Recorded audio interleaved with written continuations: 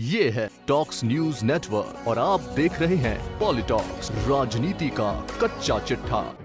राजस्थान कांग्रेस में तेजी से बदल रहे राजनीतिक घटनाक्रम एक बार फिर किसी बड़े सियासी बवाल की तरफ इशारा कर रहे हैं। बीते रोज गहलोत सरकार में मंत्री महेश जोशी के मुख्य सचेतक के पद से दिए गए इस्तीफे की खबर ने सबको चौंका दिया था और तब बताया गया कि एक व्यक्ति एक पद के सिद्धांत के तहत जोशी ने यह इस्तीफा दिया है।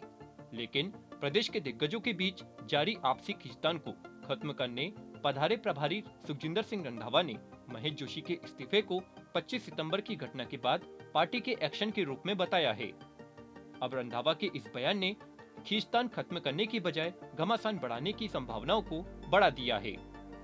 रंधावा के बयान का सियासी स्वागत करते हुए महेश जोशी ने भी इशारों इशारों में सचिन पायलट और पायलट गुट के नेताओं के खिलाफ कार्रवाई की मांग उठा दी है। सुखजिंदर सिंह रंधावा के बयान के बाद मंत्री महेश जोशी ने अपने आवास पर मीडिया से बातचीत में कहा कि मैंने इस्तीफा दिया, उस हाईकमान ने मंजूर किया, अशोक गहलोत जी मुख्यमंत्री जी ने मंजूर किया और रंधावा साहब ने इसे कार्रवाई का हिस्सा माना।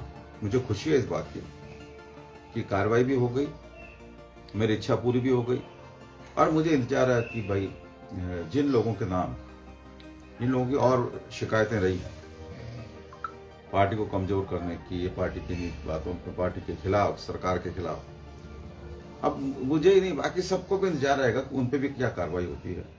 वो कार्रवाई हो और सब कार्यकर्ताओं में बराबरी का संदेश जाए। प्रेशर था इस्तीफा देने के लिए? कोई प्रेशर नहीं था। यहाँ महेश जोशी का सीधा इशारा सचिन पायलट और उनके समर्थक विधायकों द्वारा 2020 में की गई बगावत की ओर था। लेकिन शायद महेश जोशी यह भूल गए कि उस समय बिना समय गंवाए सचिन पायलट को उप मुख्यमंत्री पद और विश्वेंद्र सिंह और रमेश मीणा को मंत्री पद के साथ साथ खुद पायलट को पीसीसी चीफ का पद गंवाना पड़ा था। वहीं पत्रकारों से बात करते हुए महेश जोशी ने आगे कहा कि मैं प्रेशर से काम करने वाला आदमी नहीं हूँ। मुझे तो हाईकमान की इच्छा का पहले पता लग जाता था।